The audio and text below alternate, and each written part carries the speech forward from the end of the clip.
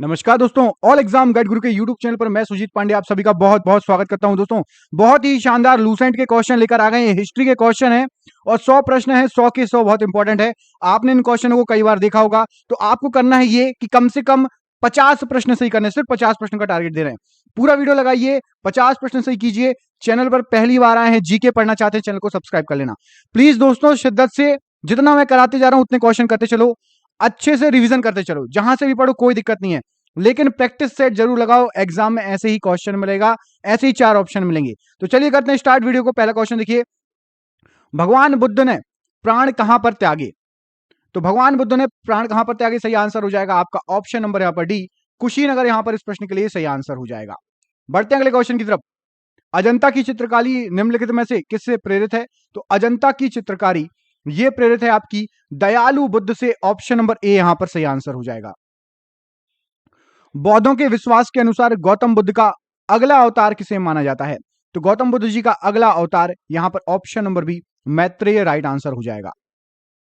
तमिल भाषा के शिल्पदीकारम और मणि मेखलई नामक गौरव ग्रंथ किससे संबंधित है? तो ये जो दोनों ग्रंथ हैं ये संबंधित है। यहां पर इस प्रश्न के लिए सही आंसर हो जाएगा ऑप्शन नंबर सी, हिंदू धर्म से संबंधित है।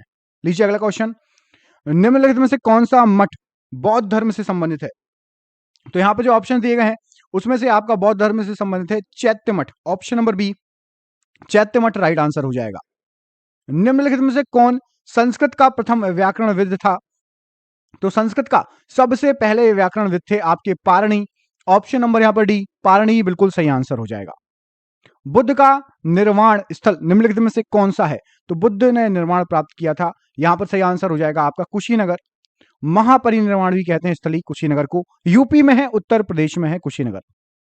नालंदा विश्वविद्यालय विद्या का एक महान केंद्र था, किस धर्म से संबंधित था? तो नालंदा विश्वविद्यालय ये बौद्ध धर्म से संबंधित विद्या का एक महान केंद्र था। ऑप्शन नंबर ए यहां पर राइट आंसर है। मानव के दुखों के अंत के लिए अष्टांगिक मार्ग पथ का प्रतिपादन किसने किया था? तो अष्टांगिक मार्ग का प्रतिपादन करने वाले थे Gautam Buddha ji. Option number B Gautam Buddha ji यहां पर राइट आंसर है। गौतम बुद्ध कौन से गणराज्य के थे? तो गौतम बुद्ध जी जो थे ये थे आपके शाक्य गणराज्य के। ऑप्शन नंबर यहां पर भी शाक्य गणराज्य राइट आंसर हो जाएगा।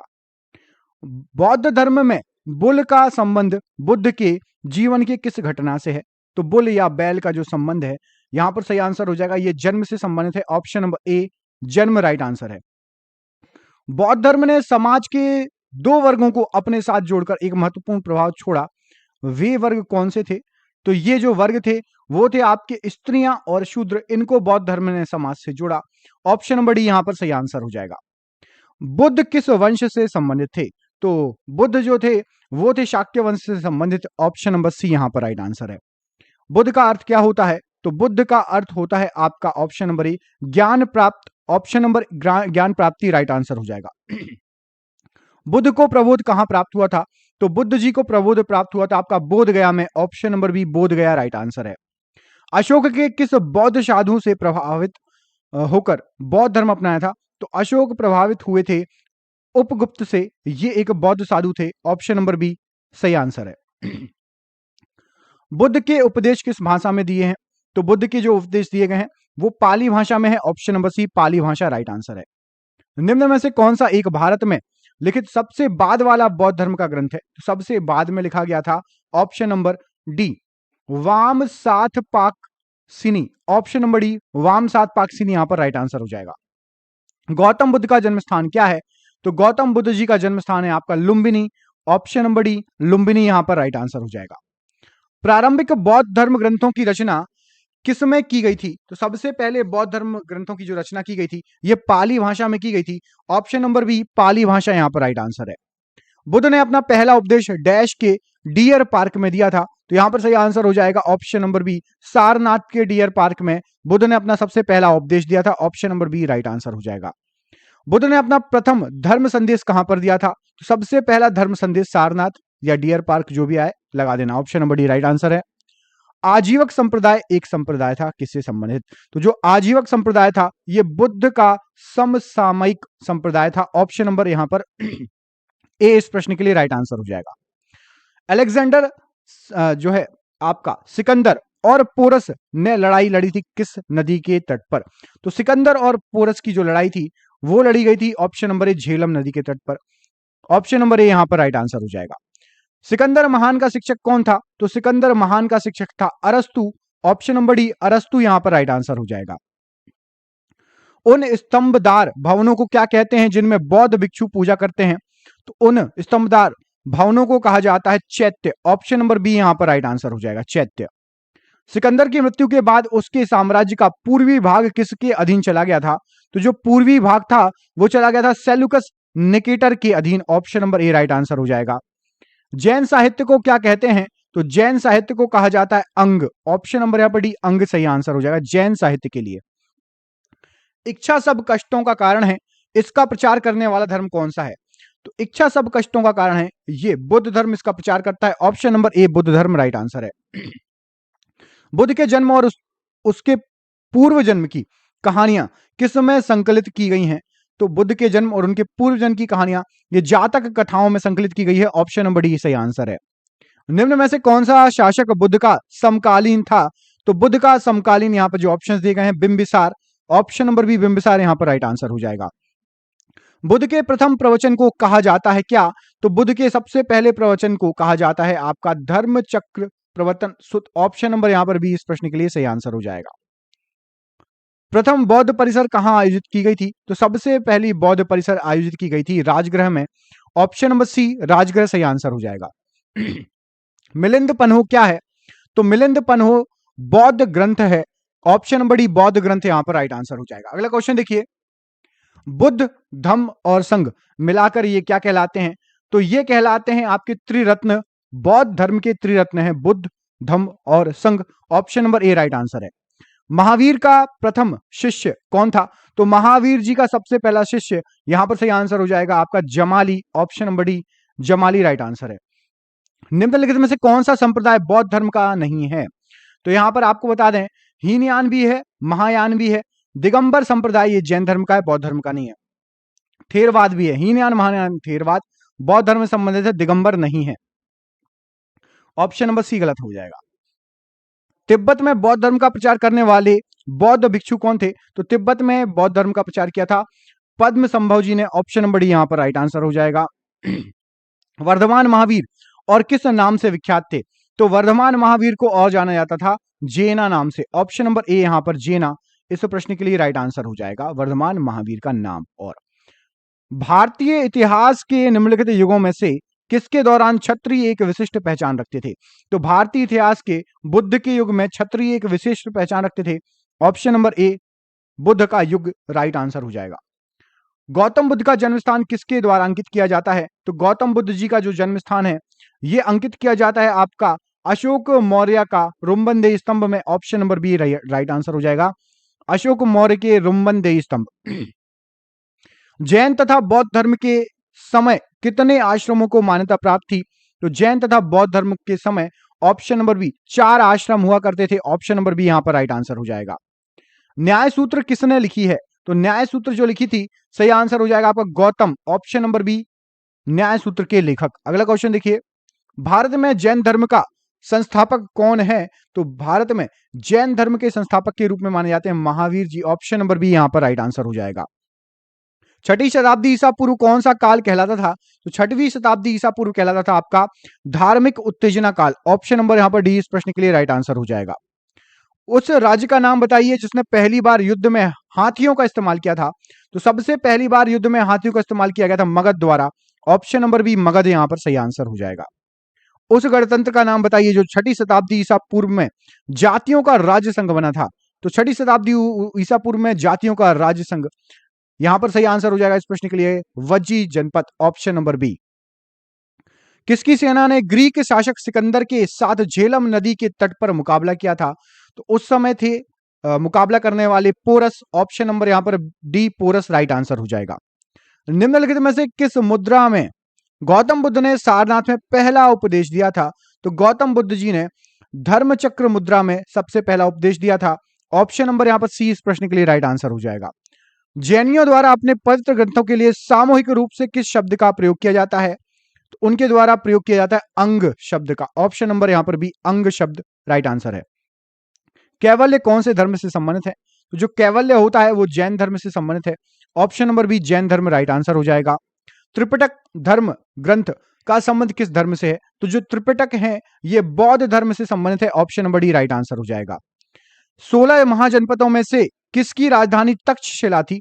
तो 16 महाजनपदों में से गांधार की राजधानी तक्षशिला थी। ऑप्शन नंबर डी यहां पर राइट आंसर है। कौन सा बौद्ध ग्रंथ 16 महाजनपदों का उल्लेख करता है? तो उस बौद्ध ग्रंथ का नाम है अगंतुर निकाय। इसमें 16 महाजनपदों का उल्लेख है जो कि हमारे इतिहास में थे। बौद्ध धर्म महायान और हीनयान में किस शासक के शासनकाल के दौरान विभाजित हुआ था? तो यह विभाजित हुआ था आपके कनिष्क के समय। और इसी समय कौन सी बौद्ध संगति हुई थी? कमेंट बॉक्स में कमेंट करके बताइए। तीसरी या चौथी कौन सी बौद्ध संगति हुई थी कनिष्क के समय जब हीनयान और महायान में बौद्ध धर्म बट गया था? कमेंट बॉक्स में कमेंट करके जरूर बताइए अभी तुरंत। स्तूप शब्द गौतम बुद्ध के जीवन की निम्नलिखित किस घटना से संबंधित है? तो जो स्तूप है वो संबंधित है मृत्यु से। ऑप्शन नंबर ए मृत्यु यहां पर राइट आंसर हो जाएगा। जैन धर्म के पहले तीर्थकर कौन थे? तो जैन धर्म के सबसे पहले तीर्थकर थे Rishabh Dev ji. Option number C यहां पर राइट आंसर हो जाएगा। वैशेषिक दर्शन के प्रतिपादक कौन है? तो वैशेषिक दर्शन जो है इसके प्रतिपादक हैं आपके Kanada. Option number C Kanada right answer हो जाएगा।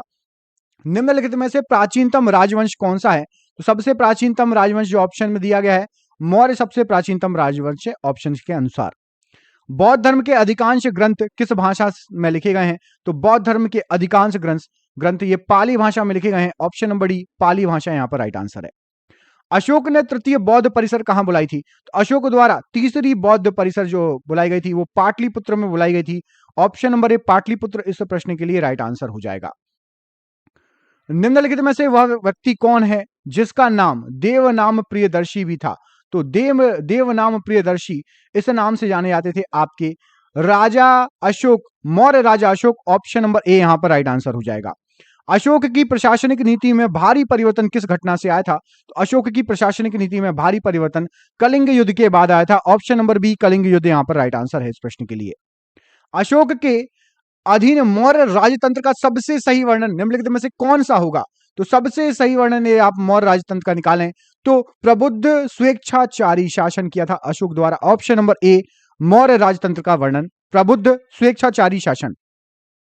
चंद्रगुप्त मौर्य के दरबार में भेजा गया यूनानी राजदूत कौन था? तो चंद्रगुप्त मौर्य के दरबार में यूनानी राजदूत गया था Megasthenes. Option number C Megasthenes यहां पर राइट आंसर हो जाएगा। निम्नलिखित में से कौन सा जानवर सारनाथ स्तंभ पर उत्कीर्ण नहीं है? तो सबसे पहले हम जान लेते कौन कौन से उत्कीर्ण हैं। तो आपके कुकुद वाला सांड ये उत्कीर्ण है, घोड़ा उत्कीर्ण है और हाथी उत्कीर्ण है। हिरण उत्कीर्ण नहीं है। तो यहां पर ऑप्शन नंबर बी इस प्रश्न के लिए सही आंसर हो जाएगा। हिरण उत्कीर्ण नहीं है सारनाथ स्तंभ पर। सेल्यूकस निकेटर पराजित किया गया था किसके द्वारा? तो सेल्यूकस निकेटर को पराजित किया था चंद्रगुप्त मौर्य ने। ऑप्शन नंबर यहां पर बी प्रश्न के लिए राइट आंसर हो जाएगा। अर्थशास्त्र की रचना किसने की थी? तो अर्थशास्त्र की रचना की गई थी कौटिल्य द्वारा। ऑप्शन नंबर यहां पर बी प्रश्न के लिए राइट आंसर है। अशोक ने अपने सभी अभिलेखों में एक रूपता से किस प्राकृत का वर्णन किया है? तो अशोक ने एक रूपता से वर्णन किया है option number C Magadhi. Option number C यहां पर राइट आंसर हो जाएगा। निम्नलिखित में से कौन मौर्य वंश का अंग नहीं था?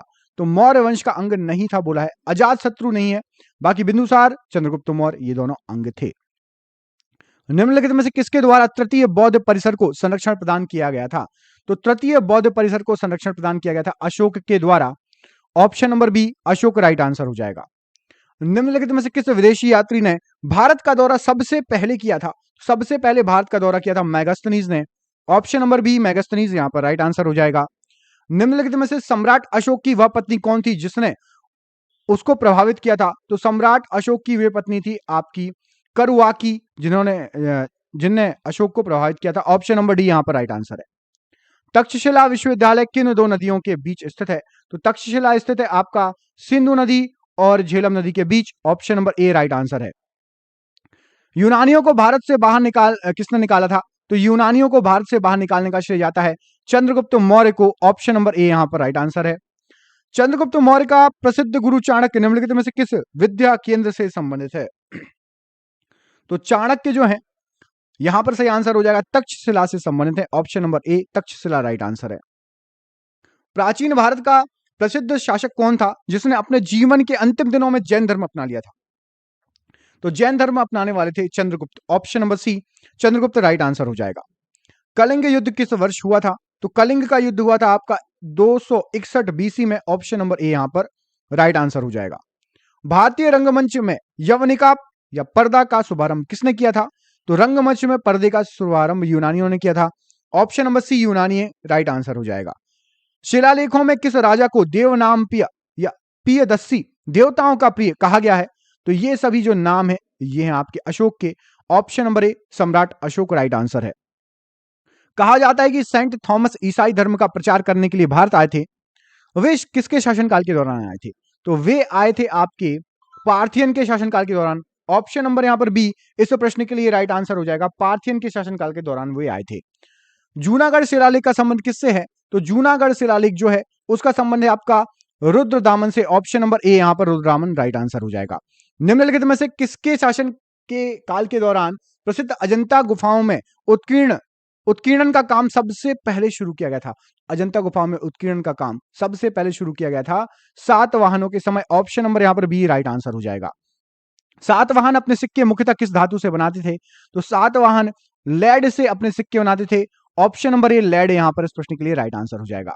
भारत में सर्वप्रथम स्वर्ण मुद्राएं चलाने वाले शासक कौन थे? सबसे पहले स्वर्ण मुद्रा चलाई थी भारतीय यूनानियों ने। ऑप्शन नंबर यहां पर बी इस प्रश्न के लिए सही आंसर हो जाएगा, भारतीय यूनानी। निम्नलिखित में से किसने भारत पर सबसे पहले चढ़ाई की थी? सबसे पहले चढ़ाई करने का श्रेय जाता है डेरियस प्रथम को। ऑप्शन नंबर सी यहां पर डेरियस प्रथम राइट आंसर हो जाएगा। भारतीय और यूनानी कला के अभिलक्षणों को समन्वित करने वाली कला शैली का नाम बताइए। इस कला शैली का नाम है गांधार शैली। ऑप्शन नंबर यहां पर डी गांधार शैली राइट आंसर है। मौर्य वंश के बाद निम्नलिखित में से किसने मगध पर शासन किया था? तो मौर्य वंश के जस्ट बाद शासन हुआ था शुंग वंश का। ऑप्शन नंबर सी शुंग वंश यहां पर इस प्रश्न के लिए राइट आंसर है। भारतीयों के लिए महान सिल्क मार्ग किसने आरंभ किया था? तो महान सिल्क मार्ग आरंभ किया गया था कनिष्क के द्वारा। ऑप्शन नंबर एक कनिष्क के द्वारा राइट आंसर हो जाएगा।